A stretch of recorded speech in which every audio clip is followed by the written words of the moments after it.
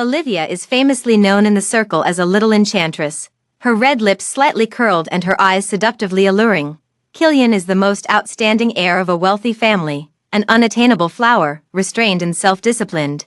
No one knows that these two polar opposites would cling to each other desperately in the back seat of a Maybach late at night, engage in wild entanglements in the restroom of a charity gala, or have her legs go weak as he grips her waist and thrusts against her by the floor-to-ceiling window of a private vineyard. After yet another indulgence, the sound of trickling water comes from the bathroom. Olivia leaned against the headboard and dialed Olivia's dad. "I can marry City N's dying young master to bring him luck, but I have one condition." The voice on the other end couldn't hide its delight. "Tell me, as long as you're willing to marry, I'll agree to any condition.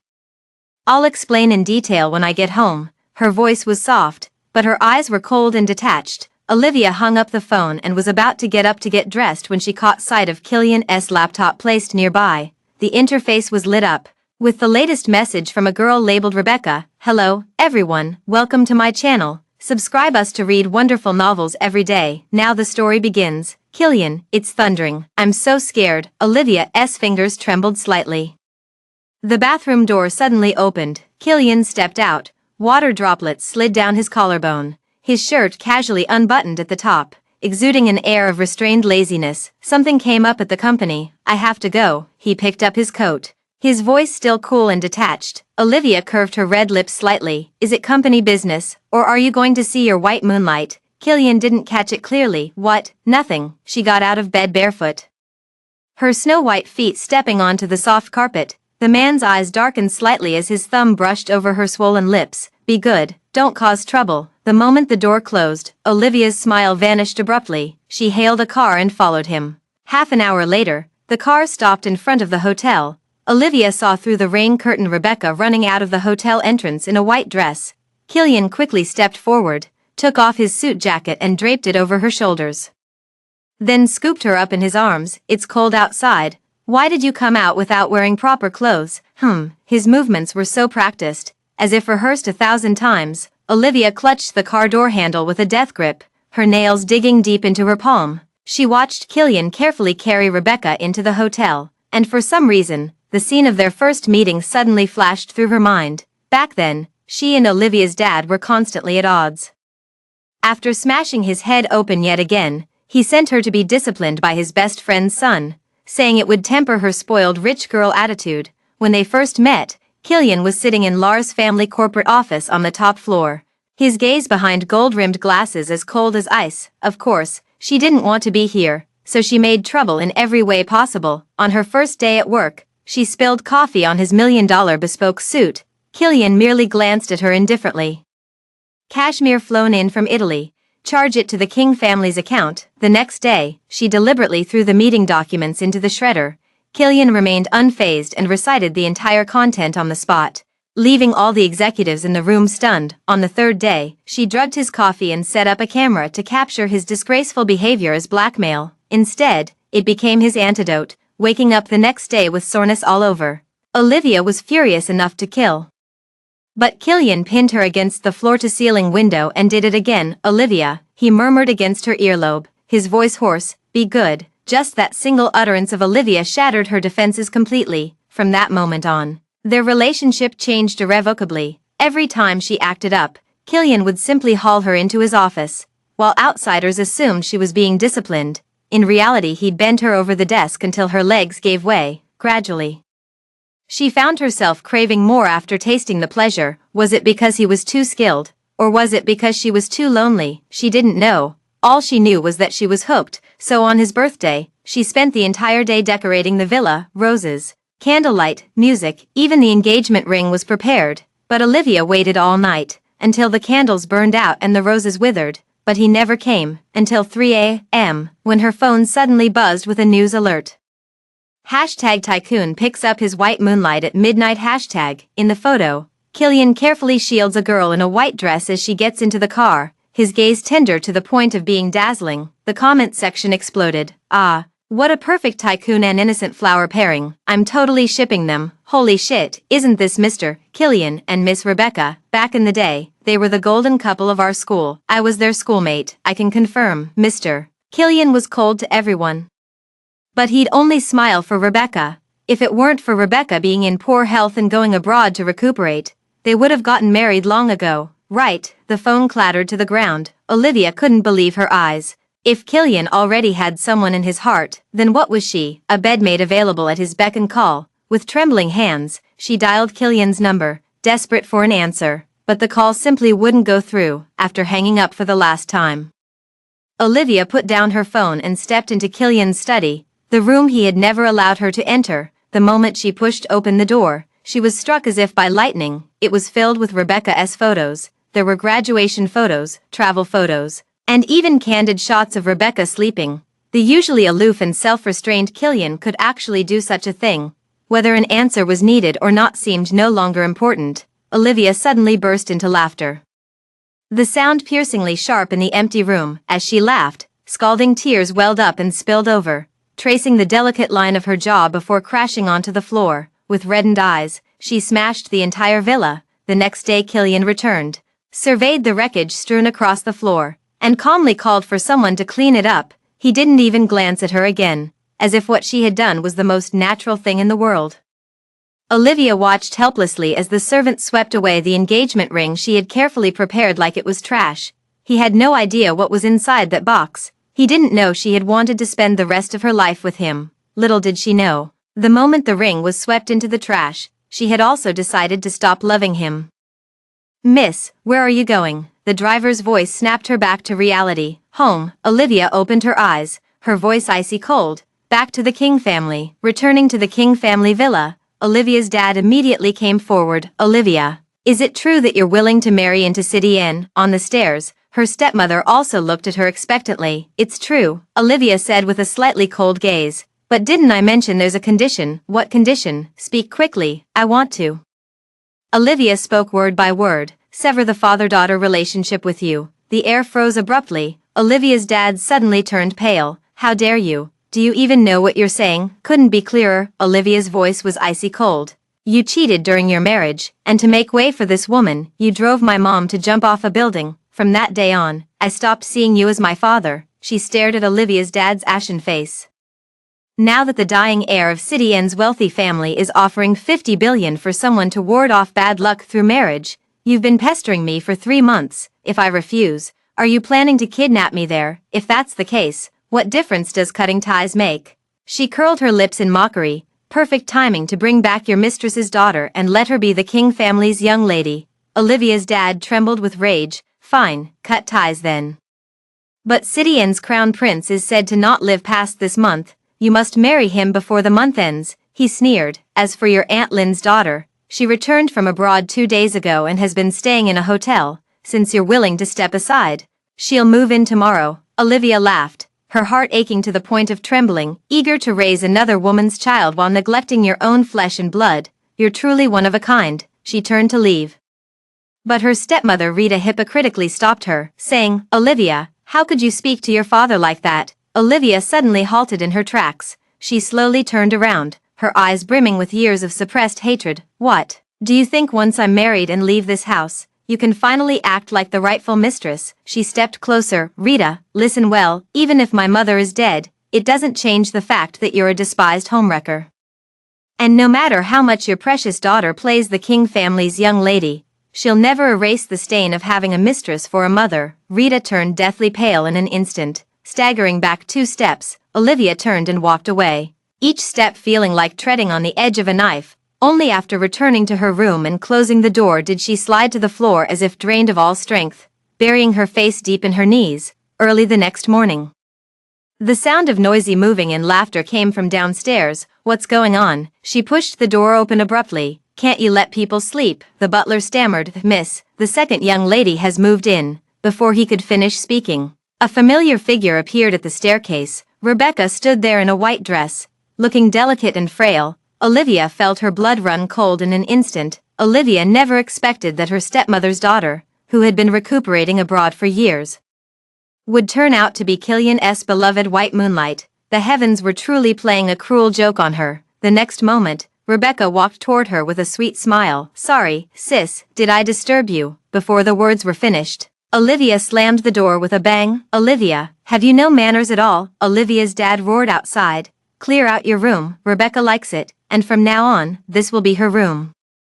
Olivia let out a cold laugh and immediately started packing her belongings from the wardrobe. Intermittent conversation could be heard outside the door. Uncle, is sister angry? Rebecca's voice was so soft it could drip with tenderness. Don't mind her. She's been spoiled since childhood, but, don't worry, she'll soon be married off to City N, and this home will belong to you and Mom from then on. Olivia's hand paused for a moment before her sneer deepened.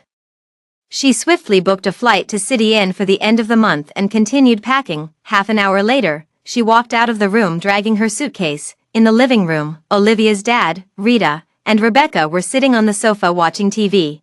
Fruits and snacks were laid out on the coffee table, creating a scene so harmonious it could almost pass for a happy family. Olivia walked straight ahead without glancing sideways. Stop, Olivia's dad shouted sternly. What are you up to again? Don't forget what you promised. Relax, I'll keep my word, Olivia replied without turning her head.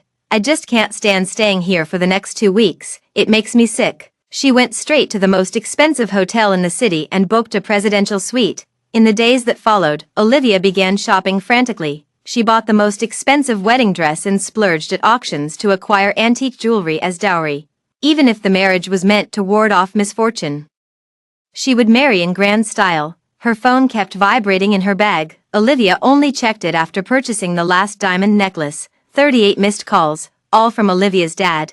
As soon as she answered, Olivia's dad's roar came through. Have you lost your mind, spending $3 billion in a single day? Are you trying to bankrupt me? What's the rush? Olivia sneered. Once I'm married, you'll immediately have $50 billion coming your way, but the money hasn't arrived yet.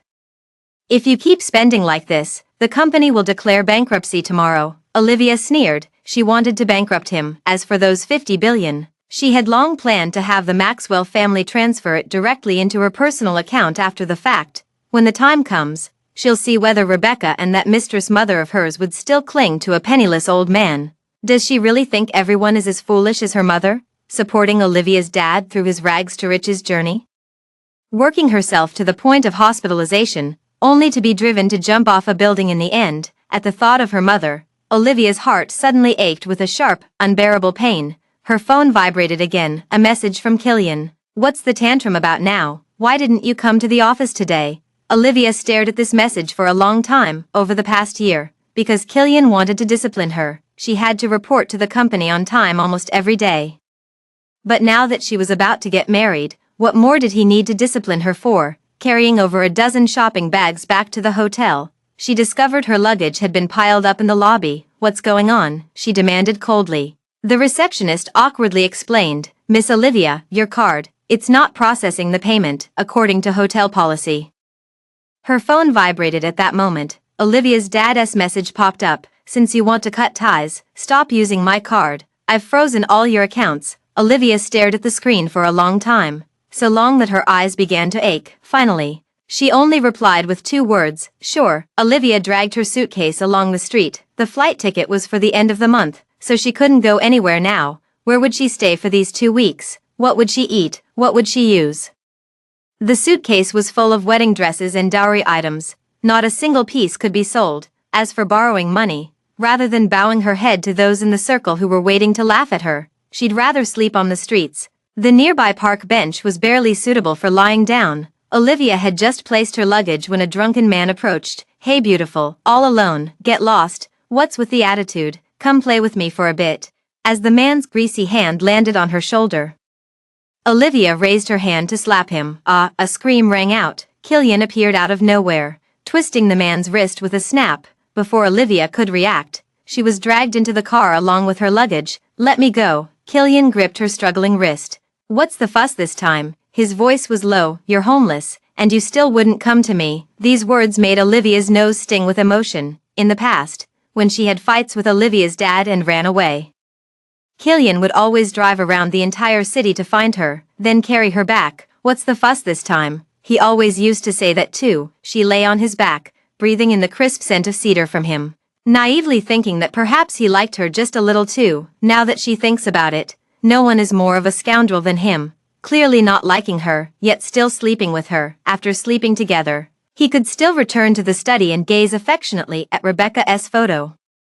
She couldn't understand where she fell short compared to Rebecca, in terms of family background, looks, or figure. What did she lack compared to her, of all people? Why did it have to be Rebecca, of all people? Why Rebecca? Let go, Olivia said with reddened eyes, biting Killian's hand hard. The man frowned but said nothing. Directly starting the car, Killian drove back to the villa and carried her suitcase inside without hesitation. Same as before, he undid his cufflinks.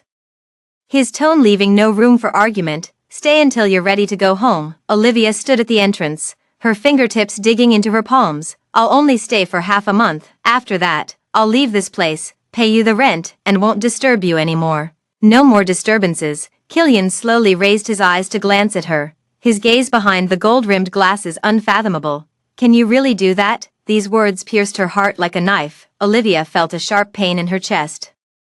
So he had seen it all along. He had noticed her shift from initial confrontation to now being unable to live without him. She was hopelessly in love with him. What about him? Just harboring a white moonlight in his heart while coldly watching her sink into despair. Rebecca, Olivia suddenly spoke up. She's my stepmother's daughter. Did you know? Killian paused while loosening his tie. Only found out today. After a long silence, Olivia couldn't hold back. What's your relationship with her?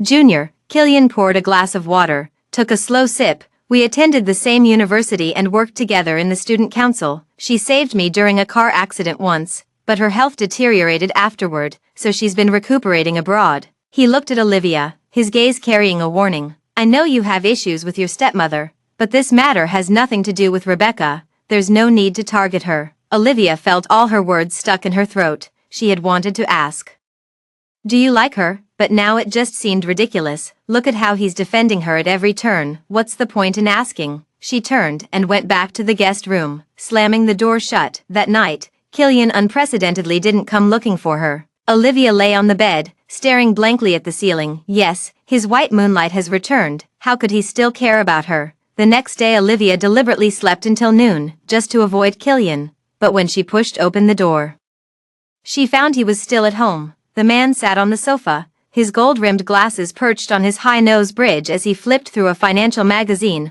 Awake, he didn't even look up. Aren't you going to the office? It's the weekend. Olivia gave an O, took a few desserts from the fridge, and headed back to her room. Killian suddenly spoke up. Change your clothes. You're coming to a gathering with me later. Olivia initially wanted to refuse, but then she thought better of it.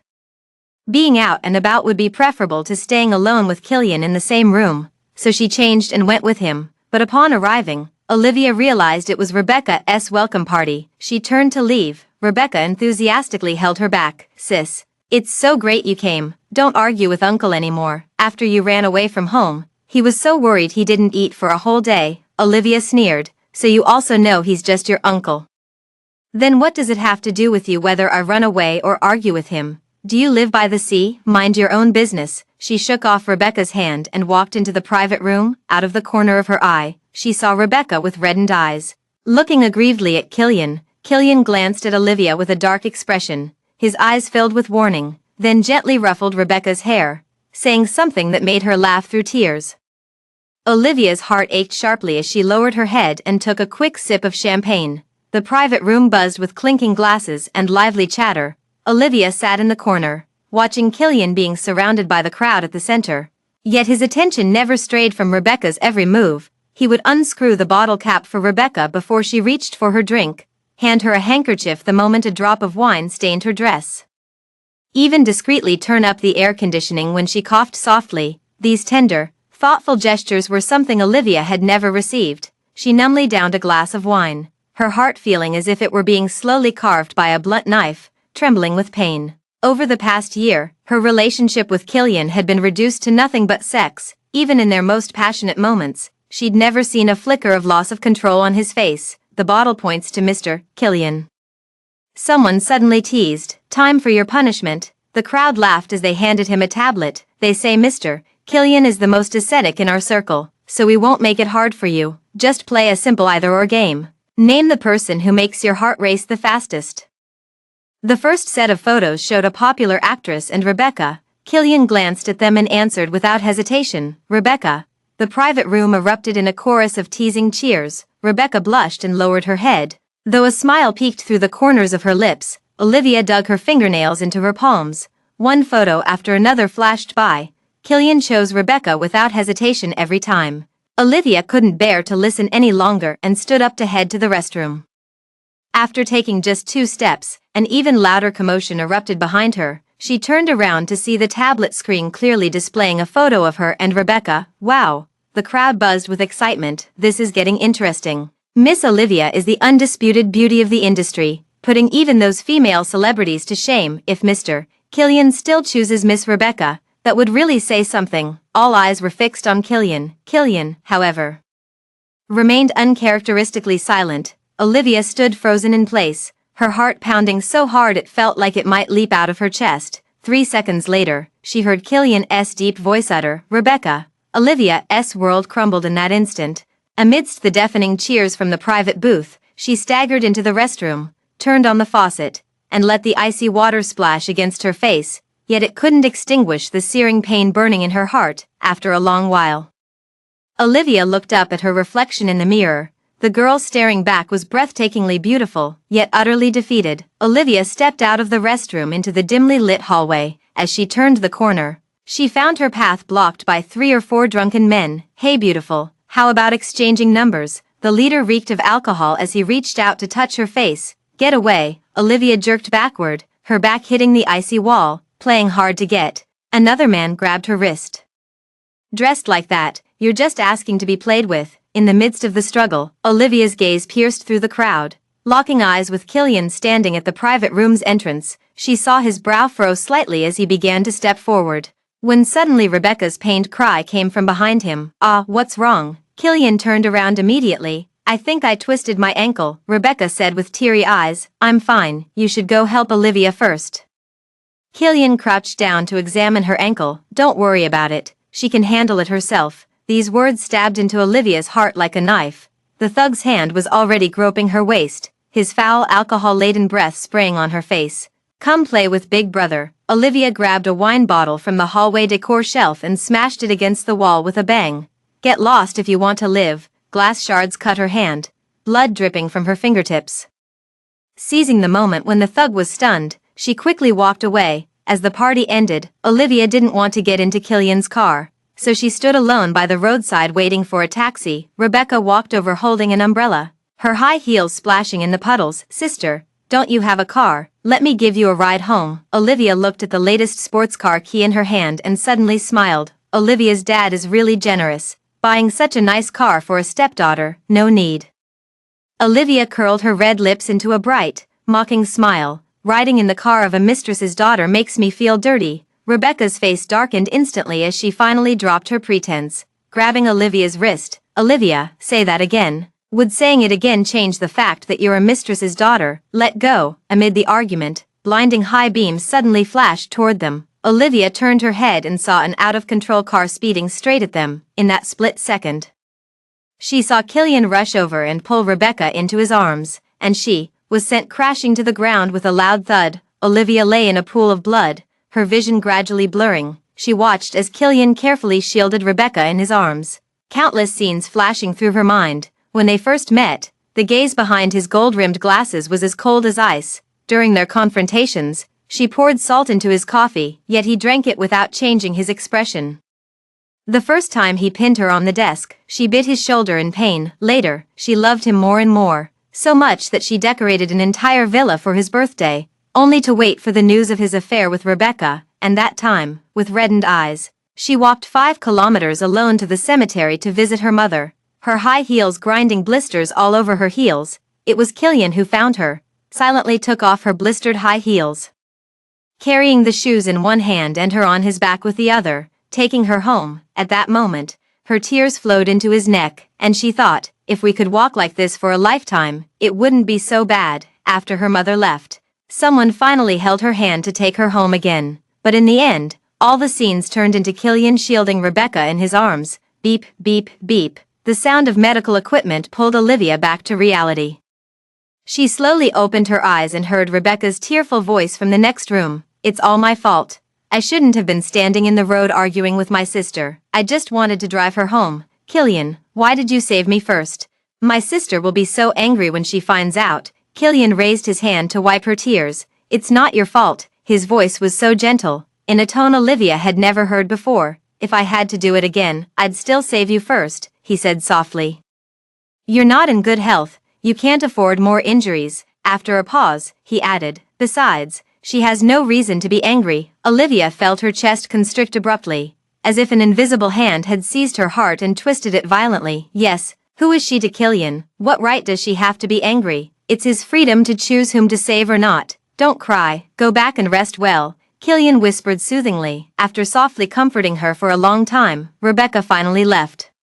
When the hospital room door closed, Killian turned around and only then noticed that Olivia had been awake for a while, quietly watching him. He showed not a trace of guilt on his face and said calmly, "It's just a superficial wound. But knowing you're vain and afraid of pain, I called in the best medical team to ensure no scarring." In the past, Olivia would have cried and made a scene, demanding to know why he saved Rebecca first, but now, she simply said calmly, "I see, thank you.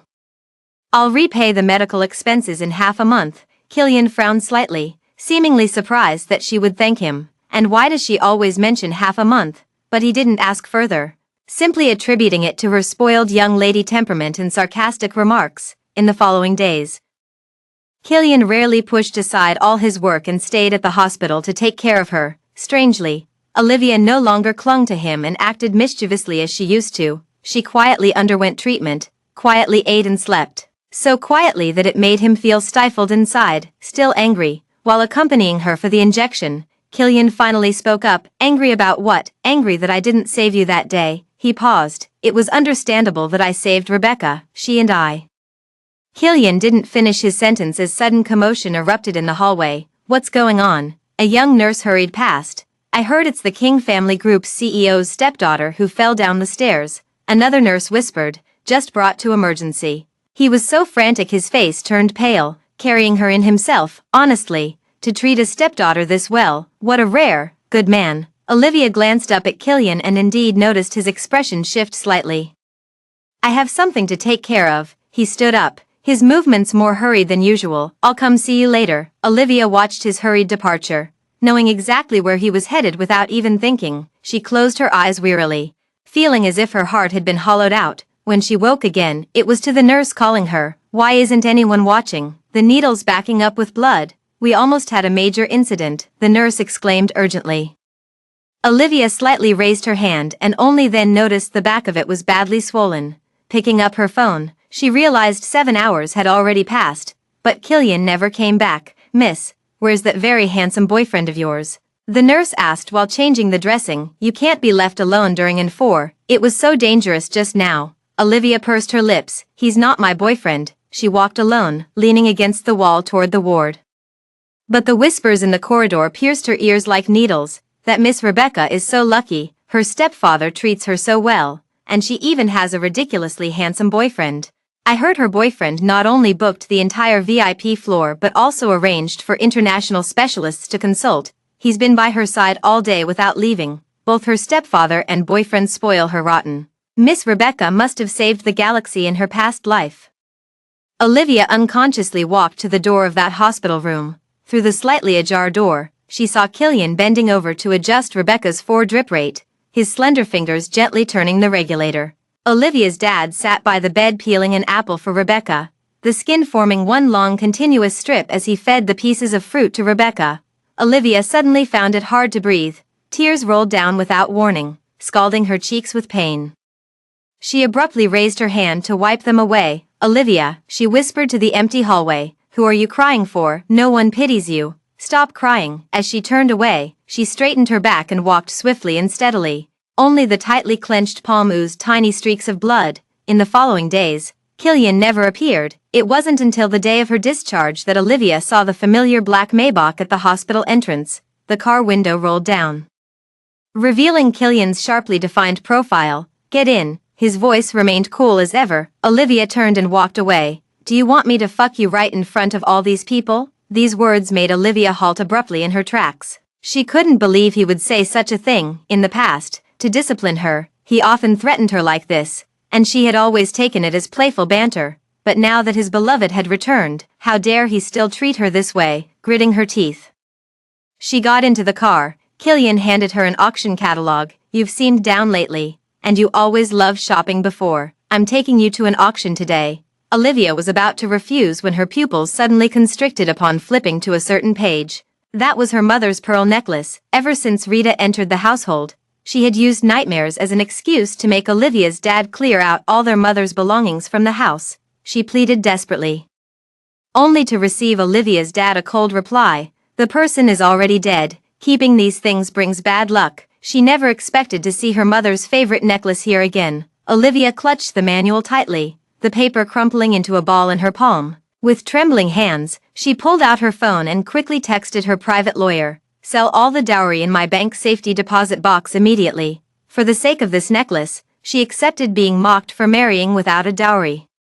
The auction hall was resplendent with gold and jade. Olivia followed Killian into the VIP area and immediately spotted Rebecca sitting in the reserved seats, dressed in a white dress. The other woman was giving her a sweet smile. "Sis." Rebecca warmly linked arms with her. "I said I wanted to apologize to you at the auction, but I never expected Killian to actually bring you here." She blinked. "You two are so close." Olivia stiffened all over. She slowly turned her head to look at Killian. The man was examining the auction catalog with his head lowered, his profile as handsome as a sculpture under the lights, yet he didn't even glance her way. "I see. He brought her here not because he noticed her low spirits, nor to cheer her up. It was simply because Rebecca wanted to apologize, so he conveniently used her as a prop." But strangely, the anticipated pain didn't come. Olivia felt only an emptiness in her chest, as if a piece had been carved out, yet no blood flowed anymore. Chapter 7. She sat down expressionlessly, straightened her back, and fixed her gaze on the auction platform ahead. By the time the auction reached its midpoint, Olivia remained utterly disinterested. Until the auctioneer lifted the red silk covering the velvet tray, the pearl necklace shimmered with a gentle luster under the spotlight. Olivia's pupils suddenly constricted. She remembered how, as a child, her mother always wore this necklace to evening parties. The pearls resting against her slender neck, swaying gently with her graceful steps, like tender moonlight. "Do you like it that much?" Killian's deep voice murmured beside her ear. Olivia didn't respond, directly raising her paddle. 50 million. 60 million. A sweet voice came from beside her. Rebecca smiled at her slightly. "Sister, I also really like this necklace. The highest bidder wins. You don't mind, do you?" Olivia's fingertips dug into her palm. 80 million. 100 million. 200 million. 300 million. Immersive translate. The price soared all the way to 1 billion. Olivia, the money from selling her dowry was nearly depleted, yet Rebecca continued to raise her bid with unshaken composure, wearing a smile of certain victory. 1 billion. Going once, the auctioneer looked toward Olivia. "Miss Olivia, do you wish to raise your bid?" Olivia's throat tightened. She never imagined she would one day have to humble herself over a necklace. "Yes." She struggled to utter the word, turning to clutch Killian's sleeve. "Killian, lend me the money." Her voice trembled. "It's my mother's keepsake. I must have it." Killian was visibly stunned. He had never seen the proud and radiant Olivia so humbled. "Consider this my plea," Olivia said with reddened eyes, her voice barely audible. Killian reached into his suit's inner pocket, about to pull out the black card. "Killian." Rebecca suddenly grabbed his arm, her eyes welling up. "I really love this necklace." She bit her lip. "This is the first time I've ever liked something this much. Could you please not help my sister?" The air seemed to freeze. Olivia looked at Killian, the man who had once shielded her from storms, his brow slightly furrowed, his gaze shifting between her and Rebecca. After a long silence, Killian finally turned to Olivia and spoke slowly. "Let her have it." For simple words, light as a feather, yet they stabbed into Olivia's heart like a knife. The auction hammer fell. "Sold. Congratulations to Miss Rebecca." Olivia stood frozen in place, her entire body turning cold. She watched as Rebecca took the pearl necklace, saw the triumphant smile directed at her. Her nails dug deep into her palms, blood trickling between her fingers onto the carpet, yet she felt no pain. Killian had never seen Olivia like this before. Her eyes were red-rimmed, yet she stubbornly refused to shed tears. Her lips were bitten pale, yet she forced herself to stand tall. For some reason, an unusual pang of sorrow suddenly welled up in his heart. "Killian," Rebecca leaned weakly against him. "I'm feeling a bit unwell from my period. Could you get me a blanket?" Killian remained silent for a moment before ultimately rising to leave. Olivia completely lost interest in the auction. She sat in her seat, her ears buzzing, images of her mother smiling while wearing that necklace flashing repeatedly before her eyes. As soon as the auction ended, she intercepted Rebecca. "Sell me the necklace," Olivia said hoarsely. "Any condition will do." Rebecca chuckled lightly. "Really anything? What if I make you kneel?" Olivia trembled all over. She remembered her mother holding her hand on her deathbed, saying, "Olivia, no matter what happens, live with dignity." But now she was about to abandon her last shred of dignity for a necklace. "Okay." The word was practically forced through clenched teeth. Olivia, with reddened eyes, slowly bent her knees. "Don't kneel," Rebecca suddenly interrupted with a laugh. "It won't do you any good. I had someone throw that broken necklace to the stray dogs on the street long ago." She pulled out her phone, swiped a few times, and the screen displayed a grimy stray dog with a mud-splattered pearl necklace around its neck. "Your mother's things deserve to be worn by dogs," she leaned into Olivia's ear, enunciating each word. "After all, a bitch and a dog are a match made in heaven." Olivia's pupils constricted abruptly, her entire body trembled, and a buzzing noise filled her ears, as if someone were hammering violently against her temples. The pale face of her mother on her deathbed flashed before her eyes, and the pearl necklace that had once draped elegantly around her mother's neck now. "Say it again." Olivia's voice was terrifyingly soft. Rebecca smirked triumphantly. "A bitch deserves a dog, a match made in hell." "What? Didn't hear me clearly." Olivia slowly raised her head, her eyes bloodshot. "Which hand did you use to wear it?" "This one." Rebecca raised her right hand as if showing off. "What are you going to?" Before she could finish, Olivia grabbed the fruit knife beside the fruit plate and stabbed it fiercely into Rebecca's palm. A piercing scream echoed through the banquet hall as blood gushed forth, splattering onto Olivia's snow-white skirt like blooming crimson plum blossoms. Chaos erupted instantly around them, with screams rising and falling in waves. Olivia remained eerily calm. She swept a cold gaze over the crowd and parted her red lips slightly. "My apologies for the unsightly display. My mother died young, so no one taught me manners, which is why when I hold a grudge," she pulled out the knife. Blood splashing onto her face, "I settle it on the spot." Rebecca's agonized cries echoed throughout the auction hall. Olivia simply dropped the knife and turned to leave without hesitation. As she reached the doorway, her wrist was suddenly seized in a fierce grip. Killian appeared to have rushed over upon hearing the news, still clutching a blanket, heating pad, and brown sugar in his hands. Olivia felt a sharp pang in her heart. "So he went to buy these things for Rebecca. Have you lost your mind?" Killian's expression was terrifyingly cold. "Over a necklace, you dare to hurt someone. If she does something even more displeasing, would you resort to murder?" His grip was so strong it felt like he was trying to crush her wrist. Olivia endured the pain, her eyes red as she retorted, "Why don't you ask what she did? She took my mother's necklace. Even if she fed the necklace to the dogs, you still can't hurt anyone," Killian snapped harshly.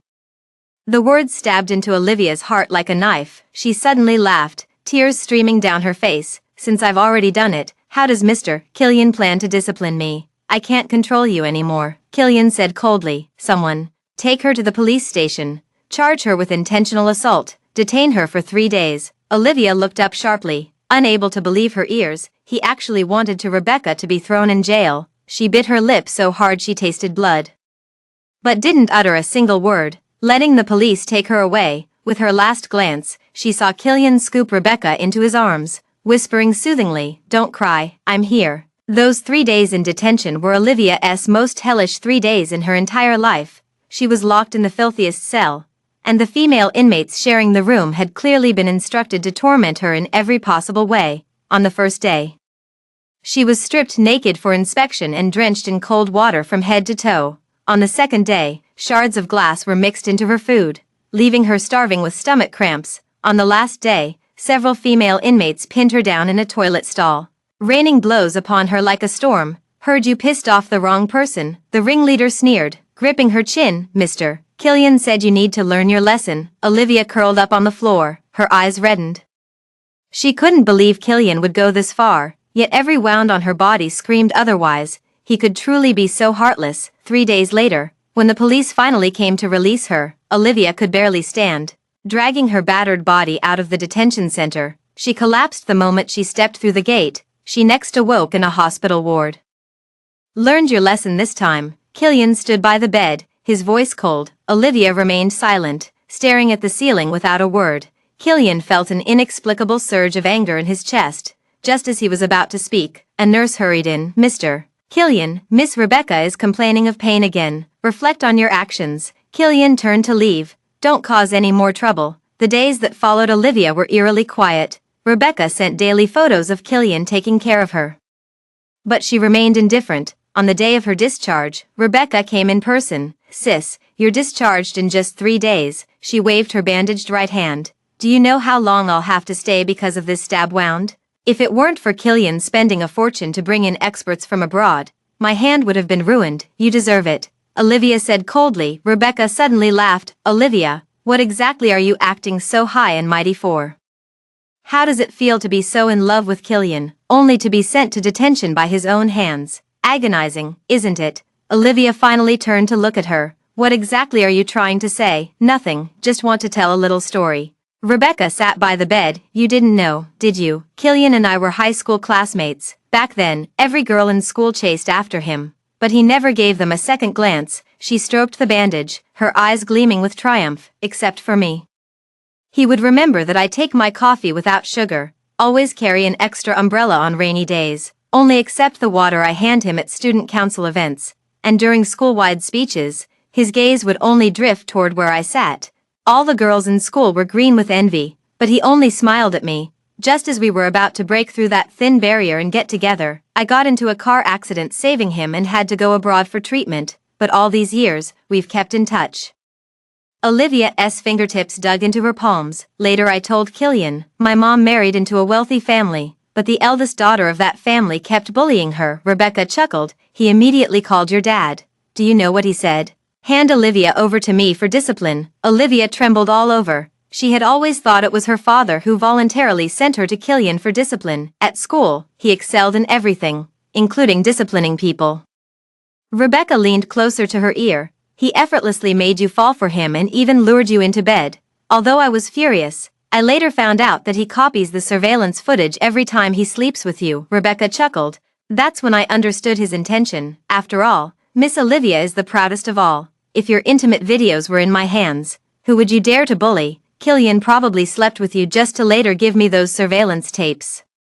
So I'd have the power to fight back. Rebecca finished speaking, looking contentedly at Olivia's face drained of color, then left the hospital room with a smile. Olivia felt as if struck by lightning, her entire body's blood seeming to freeze. She rushed out of the hospital like a madwoman, hailing a taxi straight to Lars's home. Returning to the villa, she frantically rummaged through every drawer and cabinet. The study drawer, nothing. Bedroom safe, none. Finally, in the computer inside the darkroom, she found that encrypted folder. The moment she clicked it open, Olivia collapsed to her knees, her legs giving way. On the screen was footage of her and Killian locked in an intimate embrace. From the first time to the last, everything is clear and well organized. Olivia trembled as she dialed Olivia's dad's number. Didn't we agree not to contact each other? Olivia's dad replied coldly. The agreement to sever our father-daughter relationship has already been sent to you. The end of the month is approaching. You must go to City Inn within the next 2 days. I just have one question, Olivia said hoarsely. Back then, was it you who sent me to Killian for discipline? Or did he ask for me? Why are you asking this? Tell me. Olivia's dad remained silent for a moment. It was him, traded for the South City project. Anyway, I'm tired of seeing you killing 2 birds with 1 stone. The phone clattered to the ground with a thud, its screen shattering. Olivia suddenly burst into laughter. The laughter echoed through the empty villa, so intense it seemed to tear at her heart, so unrestrained that tears streamed down her face. Killian, you're really something. After what felt like an eternity, Olivia finally wiped away all her tears, walked to her room, and pulled out the suitcase she had packed long ago. She walked step by step toward the door, each footstep feeling as if she were treading on the edge of a blade, yet her stride was unshakably resolute. At the entrance, she paused. Her fingers unconsciously fidgeted with the lighter in her pocket. It was Killian's birthday gift to her, engraved with his handwritten words. To Olivia, she suddenly laughed. The next second, without hesitation, she lit the lighter and threw it at the curtains. The flames roared up, quickly engulfing the entire living room. Olivia stood outside the villa, quietly watching the flames consume the sofa they had once entangled on, the dining table they had kissed over, and that, she once naively believed that he too had moments of a heart-stirring bed. Killian returned an hour later. The black car screeched to a halt in front of the villa, tires screeching against the ground. He pushed open the car door. and what met his eyes was the soaring flames and Olivia sitting on a suitcase. She gazed quietly at the burning villa. The firelight reflecting on her pale face, her eyelashes still wet with tears. Killian felt a tightness in his chest. He had 1,000 questions to ask, but when he saw her reddened eyes, they all caught in his throat. Burned the house down, he finally spoke in a low voice. Feeling better now, young miss? Olivia slowly raised her eyes. Those eyes once brimming with love now held nothing but lifeless silence. She looked at Killian as if he were a stranger, not uttering a single word. Mr. Killian. The assistant hurried over. The private jet is ready. The meeting in Switzerland can't be postponed any further. Killian pressed his temples and said, have this villa taken care of? He paused, looking at Olivia. Send her to the house in the southern part of the city. No need. Olivia finally spoke, her voice hoarse yet resolute. I'm going home. Killian thought she had finally compromised and was returning to the King family, his brow slightly relaxing. It's best that you've come to your senses. He turned and strode away, his black trench coat fluttering in the night wind. I can't always cover for you. Olivia stood rooted to the spot, watching his receding figure, a faint, bitter smile suddenly curling at the corners of her lips. Killian, she murmured softly. Her voice almost scattered by the night breeze. Goodbye forever. What? He turned back. Olivia had already opened the car door and gotten into the taxi. Killian simply assumed she was throwing another tantrum and didn't ask further. Directly getting into the car, he didn't notice that the two cars were heading to the airport one after the other. In front of the private jet tarmac, Killian took the documents handed by his assistant and boarded the plane without looking back. Inside the terminal, Olivia transferred the rent and medical expenses for the past half-month to Killian, then threw her phone into the trash bin and walked straight to the boarding gate for the flight to City N without looking back. Two planes took off simultaneously, heading in opposite directions, never to cross paths again. 3 days later, Killian's meeting finally concluded. He rubbed his throbbing temples and turned on his phone, which had been powered off for days. Countless messages flooded in. Rebecca sent 99+ messages, while Olivia only sent one. He instinctively opened Olivia's chat window. It was a transfer notification. Transfer, $500,000. Note, half a month's rent plus medical expenses. Other than that, not a single word. Killian frowned deeply, nearly laughing in frustration. His slender fingers tapped on the screen. Do I owe you this little money? What's our relationship that you have to settle accounts with me so clearly, after sending it?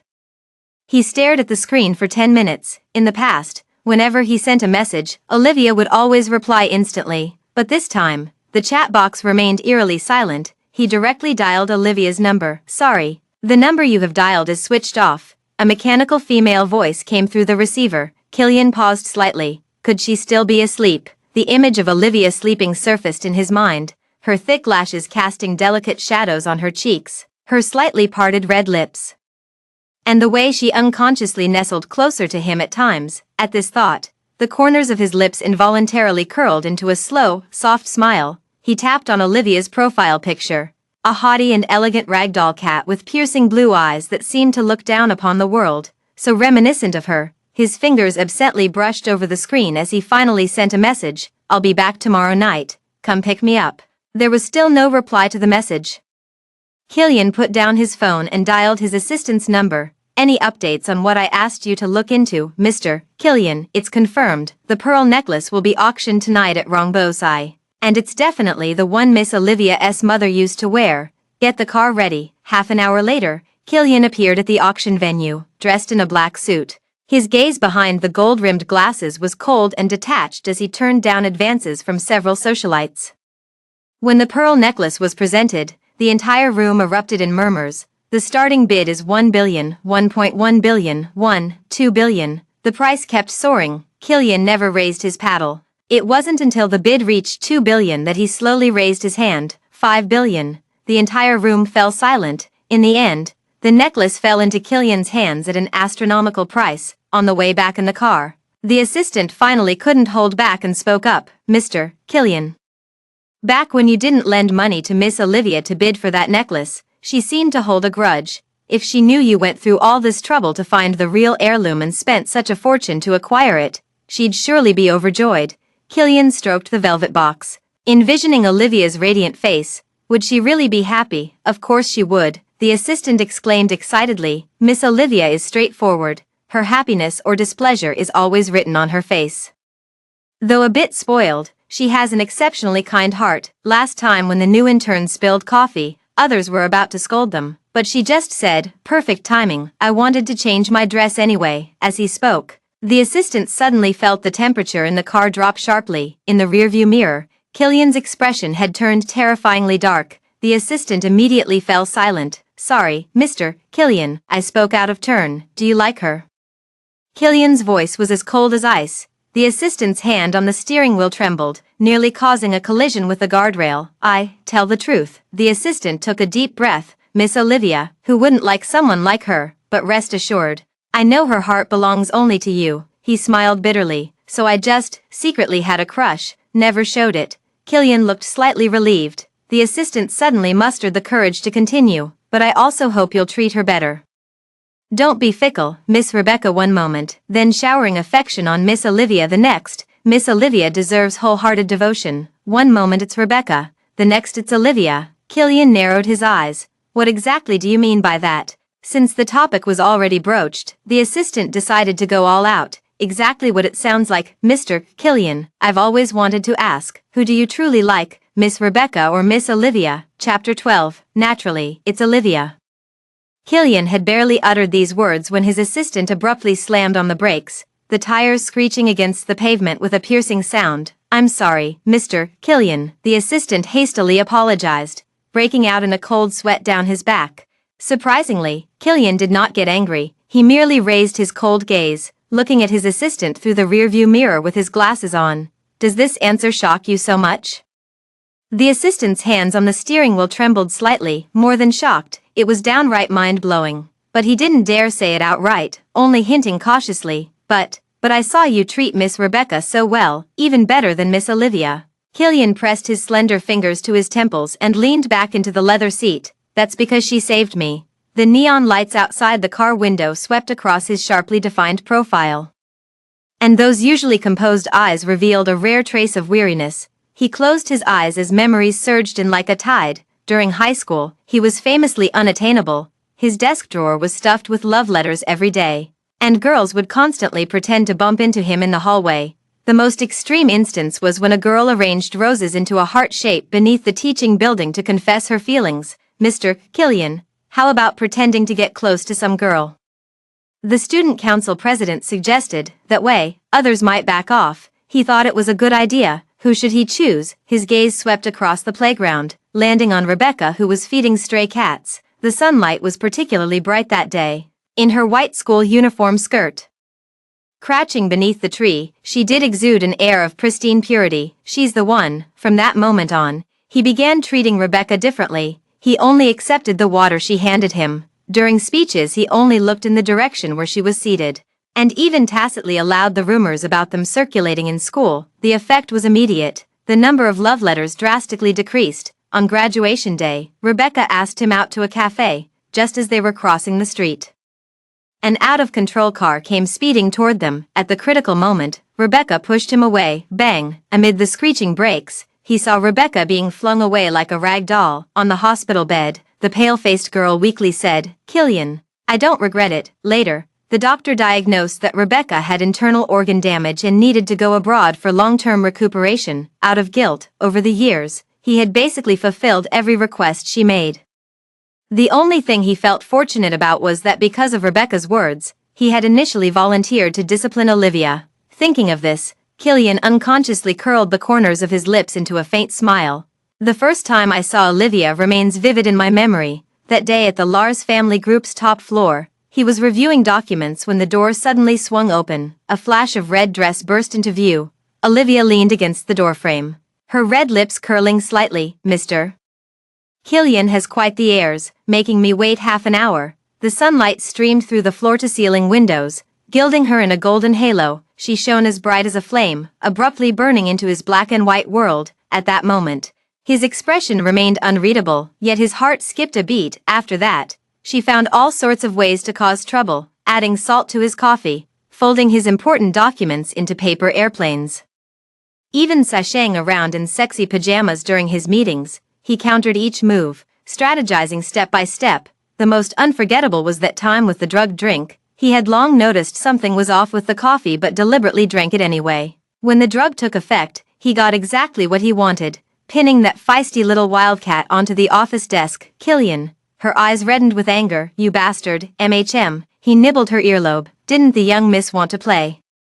I'm all in. Later, he took her time and again, yet never spoke of love, for he knew her love for him fell far short of what he buried deep in his heart. To speak it would risk the little wildcat growing spoiled, and worse, should she grow bored, she might flee. Mr. Killian, we've arrived. The assistant's voice snapped him back to reality. Killian only then realizing the car had already stopped at the private jet tarmac. After boarding the plane, he unusually didn't deal with documents. Instead continuing to reminisce about every little moment with Olivia, when he carried her home on his back, her silent tears soaking the warmth of his nape, how she'd secretly place a cup of warm water by his bedside when he had stomach pain.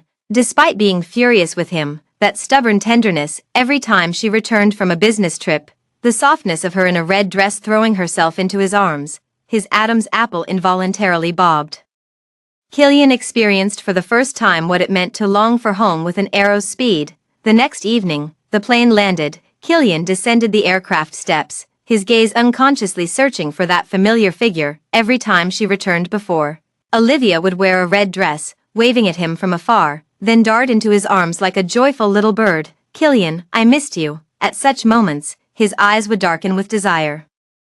Unable to wait until they got home before carrying her straight to the car and making love to her until her legs went weak and she begged for mercy. Killian, a familiar voice came through. Killian instinctively curled his lips into a smile, but froze in place as he turned around. Rebecca stood not far away, dressed in a white dress, looking delicate and frail. It wasn't Olivia. Before he could even react, Rebecca had already lunged toward him.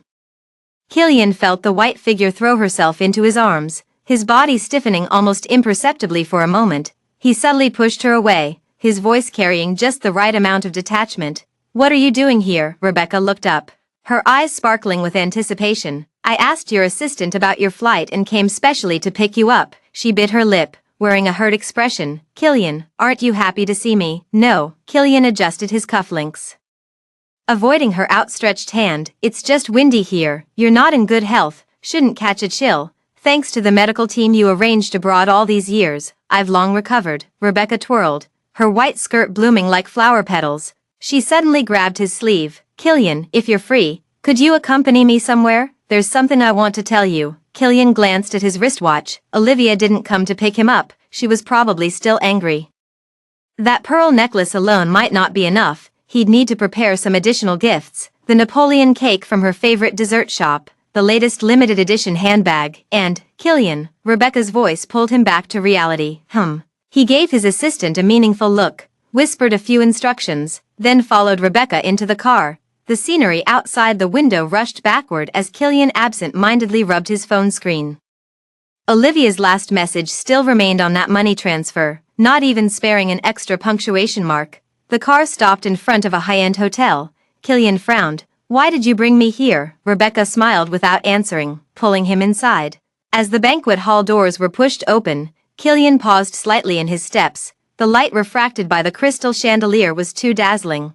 The entire venue was arranged as a romantic confession scene, champagne towers, rose petals, heart-shaped balloons. The guests, dressed in elegant attire, cast ambiguous glances at him as he entered. The large screen suddenly lit up. The first photo, in the library. He lowered his head to explain the assignment to Rebecca, the sunlight streaming through the glass window casting a gentle silhouette on his profile. The second photo, on a rainy day, he tilted the umbrella toward Rebecca, leaving his own shoulder soaked by the rain. The third photo, at the graduation ceremony. He stood beside Rebecca, with a rare smile at the corner of his lips. Each one was taken from a candid angle, yet inexplicably exuded intimacy. Rebecca blushed as she stepped onto the stage, her voice trembling slightly with nervousness. Killian, do you remember our first meeting? That day I was feeding the stray cats on campus, and you stood under the cherry blossom tree watching for a long time. Killian listened expressionlessly. Of course he remembered. That day he was just thinking about how to deal with those annoying suitors. Later, you only accepted the water I handed you, and during speeches, you only looked in my direction. Rebecca blushed. Everyone said we were the perfect couple, but actually, I've liked you all along." A collective gasp echoed through the banquet hall. Whispers circulated. "Miss Rebecca is so bold." Mr. Killian dared to confess. What boldness. They must be mutually in love to be so certain. "Indeed, I heard Mr. Killian has been granting Miss Rebecca's every wish these years. If they really get together, she'll become the future Mrs. Lars. We'd better start currying favor." Rebecca took a deep breath and continued. "On graduation day, I was going to confess my feelings to you, but then the accident happened. All these years you've been taking care of me, and I know you have feelings for me too." Killian's gaze grew increasingly cold. He hadn't expected that not only his assistant and outsiders would misunderstand, but even Rebecca had developed this misconception. So today, Rebecca took out an exquisite box from her pocket. "I want to ask you." Before she could finish speaking, Killian had already strode onto the stage. The entire room fell silent instantly, with all eyes fixed on this man of formidable presence. Step by step, he walked up to the stage and stood before Rebecca, his voice terrifyingly calm. "I'm sorry, Rebecca, I can promise you anything," he said, looking straight into her eyes. "But not this. I don't like you." "Killian, what did you say? You don't like me?" Rebecca's voice suddenly rose sharply, the color draining from her face in an instant. "How is that possible? You clearly..." "Sorry for giving you such a misunderstanding." Killian's voice was so calm it was almost cruel. "Back then, too many people were chasing after me. I needed a shield." "A shield?" Her face turned deathly pale in an instant. He paused briefly before continuing. "As compensation, I've been transferring a sum of money to your account every year. I thought you understood this was merely a transaction. Later, you took the hit for me in that car accident, sustaining physical injuries, which is why I've been indulging your every whim all these years." His gaze rested calmly on her ashen face. "Beyond that, there's nothing more." The room erupted in an uproar. The once envious gazes instantly turned into mockery and disdain, with whispers surging like tides toward Rebecca. "I told you, someone of Mr. Killian's status would never take a liking to her, always acting so genuine. Turns out it was all just wishful thinking." Mr. Killian is famously unattainable. Even a naked actress crawling into his bed got thrown out. Who does she think she is? I heard her mother was the other woman who climbed the social ladder. No surprise the daughter's just as bad. Always chasing after higher status. Every word cut into Rebecca's heart like a knife. She cared most about face. For 3 whole months she'd planned this public proposal, inviting all the elite just to gloriously become Mrs. Lars. But now, she trembled violently, nails digging deep into her palms. If Killian doesn't like her, then who does he like? A terrifying thought crossed her mind. Could it be Olivia? This thought nearly drove her mad. Rebecca shook her head violently, refusing to believe this possibility. The next second, Killian had already turned to leave. "Killian," she mustered the last shred of her dignity to clutch his sleeve. "All these years, have you truly never felt even a moment's affection for me?" Killian withdrew his hand. "Never." Those 3 words stabbed into Rebecca's heart like knives. Her legs gave way, and she collapsed to the ground, her carefully styled bun coming undone, her makeup smudged by tears. Killian left the banquet hall without looking back, striding quickly toward the luxury car waiting outside. The assistant had already prepared everything he had requested. "Mr. Killian, everything has been purchased." The assistant handed over the gift box, a sapphire brooch, and the cake from Miss Olivia's favorite dessert shop. Killian took out his phone and sent a message to Olivia. "Come to my villa in the southern part of the city. I have something for you." No reply.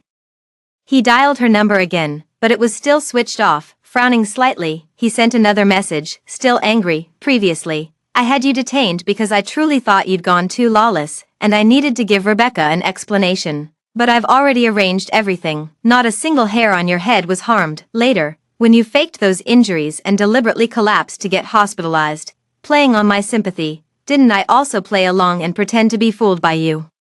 His finger paused on the screen for a moment before he added, "And that necklace? I didn't lend you money because you were mistaken. Your mother's real heirloom is in Sweden. The one here is just the same model. I've already acquired the genuine piece now." Message after message was sent, yet they sank like stones in the sea. Killian rubbed his temples and sent another. "You've already burned the villa. If you're still not satisfied, how about burning another one?" After a long wait, the phone remained silent, patience finally worn thin. Killian directly dialed Olivia's dad and said, "Olivia, is she home?" Let her answer the phone. On the other end of the line, Olivia's dad responded with surprise, "Killian, didn't you know?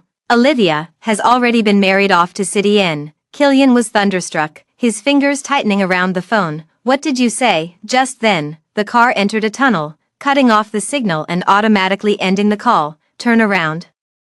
Head to King's Place. Killian's voice was terrifyingly cold, his eyes seething with unprecedented fury. The assistant was so startled that the steering wheel slipped from his hands, hastily turning the car around. He had never seen Killian like this before. The usually composed and self-controlled man now had bloodshot eyes. His jaw clenched so tightly it seemed he might lose control at any moment. The car sped to the King family villa. Killian kicked the door open and stormed in. Olivia's dad was sitting on the sofa drinking tea when he saw the scene, nearly dropping his cup in shock. Killian, what brings you here? Olivia got married off to City Inn. Killian spoke word by word, each syllable seeming to be forced through clenched teeth. Olivia's dad was taken aback, then quickly put on an ingratiating smile. Yes, she was married off 3 days ago. Weren't you always complaining about how Olivia was too noisy? It just so happened that the dying young master from City Inn was offering 50 billion for a bride to bring him luck, so I married her off. Now everything's perfect. You can finally be with Rebecca without anyone causing trouble. Who told you I like Rebecca? Killian slammed his fist onto the coffee table with such force that the glass surface shattered instantly. He couldn't believe it. This so-called father had actually sold his own daughter for 50 billion. Men, he commanded in an icy voice, tear this villa apart. The assistant immediately led a team inside. Porcelain, furniture, priceless paintings. Everything was reduced to fragments in mere moments. Olivia's dad turned deathly pale. Killian, what are you doing? From today onward, the King Group, Killian enunciated each word slowly, will undergo bankruptcy liquidation. No, Killian. You can't do this. Olivia's dad rushed forward pleading, for the sake of my friendship with your father. Friendship? Killian sneered. You dare speak of friendship? At that very moment, Rebecca burst in. Killian, why would you do this to Uncle? She seemed to realize something and screamed hysterically. You've fallen for Olivia, haven't you? Yes, so what if I have? Rebecca was thunderstruck, then burst into wild laughter. But she'll never like you back. You love her. Yet you won't say it, so everyone thinks you love me, she screamed hysterically. I bribed your servants to fill your study with my photos. Do you think Olivia saw them, and those people in prison who took care of her? I arranged it all in your name. Why do you think she burned down the villa? Because I told her you copied the surveillance footage of your intimate moments, just to hold it over her. Rebecca twisted into a smile. She wasn't forced into marriage. She was utterly heartbroken by you and chose to marry someone else willingly, with Olivia's personality. Even if you explain everything clearly, she'll never look back. After all, you were the one who copied the surveillance footage. You were the one who went to pick me up at the airport, and you were the one who personally sent her to detention. All of this was caused by your own hands. Each word stabbed into Killian's heart like a knife. He remembered Olivia's unusual behavior these days. She no longer threw tantrums, no longer clung to him, and couldn't even be bothered to reply to his messages. She burned down the villa and left decisively, without even looking back. Turns out, she had long seen those photos, heard those rumors, and was utterly disillusioned with him. As for the surveillance, he did copy them, but only to keep for his own appreciation. He remembered the slight furrow of her brows each time she was moved, her stubborn refusal to make a sound as she bit her lip, and the way the corners of her eyes turned red at the height of pleasure. Those images, he couldn't bear to delete them, but now, all of it had become knives aimed at her. Rebecca, he turned around, his voice as cold as ice. You will pay for this. Olivia's dad lunged forward, grabbing his arm. Killian, you can't do this. Our King family has been a prominent family for centuries, and your father and I are close friends. You can't. Fine. Killian shook off his hand, his eyes devoid of any warmth. I'll give you a choice. Marry off Rebecca and her mother. He enunciated each word slowly. To that 70-year-old man from the City B. Lin family. Otherwise, by this time tomorrow, the King family's corporation will cease to exist. Olivia's dad trembled all over before finally gritting his teeth and saying, someone, tie them up. Rebecca screamed and struggled. Uncle, you can't do this. You said my mom was your first love and that you'd treat me like your own daughter. Shut up. Olivia's dad slapped her. If it weren't for your meddling, things wouldn't have turned out like this. Amidst the deafening cries of Rebecca and her mother, Killian walked away without looking back. Arrange the plane, he told his assistant. We're leaving for City Inn immediately. After getting in the car, Killian clutched the pearl necklace tightly, his knuckles turning white.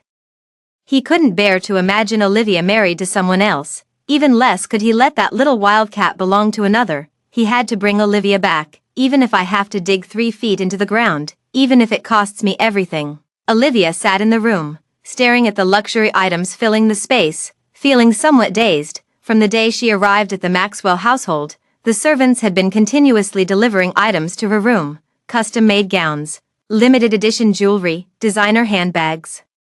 They nearly filled the entire space. Miss Olivia, this is the blue diamond necklace the young master just acquired at the auction. This is the latest season's dress airlifted from Paris. The young master said you like red, so he ordered the entire collection.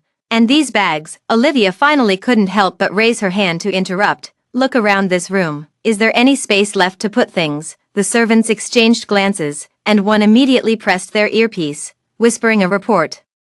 Young master, Miss Olivia says the room is too small and requests a 2,000 square meter villa instead. Olivia, that's not what I meant, the servant said earnestly. The young master has instructed that there is no spending limit for you. Olivia rubbed her forehead and said, your young master's money isn't meant to be spent like this, is it? The young master is wealthy. The servant replied earnestly, this is merely a drop in the bucket. Olivia took a deep breath and finally asked the question she'd been wanting to ask for days. I've been here almost a week now. Can I meet your young master? The servant hesitated before answering. The young master says, he's not mentally prepared yet. Olivia laughed in exasperation. He invited me here, yet he wasn't even prepared himself. She stood up. Fine, I'm leaving then. As soon as the words fell, the servants suddenly straightened in unison, greeting respectfully, good evening. Young master, Olivia paused in surprise, turning her gaze toward the doorway. Footsteps approached from a distance, and a tall, slender figure came into her line of sight. The man wore a simple white shirt, with black trousers accentuating his straight legs. His handsome features and well-defined shape exuded an air of both nobility and purity. Olivia froze. Is this Lucien, the rumored soon-to-die Maxwell family heir? He looks so healthy he could punch a cow to death, on her very first day here. She had already prepared herself to become a widow upon entering the household, yet, the Maxwell family didn't hang white mourning banners or reek of medicine. Instead, the place was decorated with lanterns and streamers, filled with joy. As everyone welcomed her arrival, she had wanted to check on Lucien's condition, but was repeatedly stopped by the Maxwell family's parents, grandparents, and elders. Olivia, Lucien isn't in a state to receive visitors right now, that's right. He needs rest, you just arrived, take some time to relax. Now, hearing that she was leaving, he finally decided to show up. Lucien stood at the door, the tips of his ears slightly red, his gaze somewhat evasive, just as the servant had said. Not ready to see her yet, Olivia narrowed her eyes. Mr. Lucien, care to explain? Lucien cleared his throat, but before he could speak, Maxwell's parents and grandparents had hurried over, surrounding Olivia with a flurry of overlapping voices.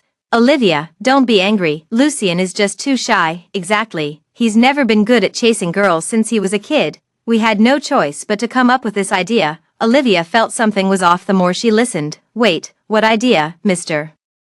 Maxwell sighed and finally confessed. Actually, Lucien isn't sick at all. Olivia, Mrs. Maxwell added, he's had a crush on you for a long time but didn't dare to pursue you. That's why our family came up with the idea of a fortune wedding. Hoping you might marry him for the 50 billion. Olivia, Grandma Maxwell smiled and held her hand. Over the past 6 months, many people have tried to use this fortune wedding to climb the social ladder, but we turned them all down. We were waiting just for you. Olivia was utterly shocked. She turned to look at Lucien, who was hanging his head like a child who had done something wrong, not daring to meet her gaze. So, Olivia began slowly, you faked being sick to trick me. Lucien pressed his lips together, finally gathering the courage to look up at her. Not trick, I was afraid you wouldn't come. Olivia laughed in exasperation. Then why are you hiding now? You haven't shown your face all week.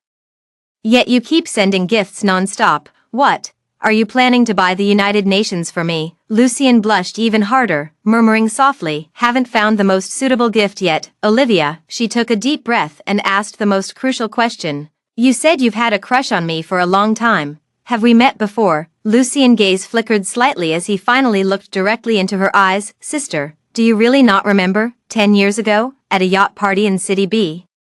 Have you forgotten who you saved? Olivia froze, Her memory suddenly pulled back to 10 years ago. At that party, she was standing by the deck enjoying the breeze when suddenly she heard a splash. A little boy fell into the water. Before the bystanders could react, she had already jumped in. The seawater was freezing, but she swam desperately toward the struggling figure. After choking on several mouthfuls of water, she finally managed to drag him ashore. "Are you okay?" Soaked to the bone.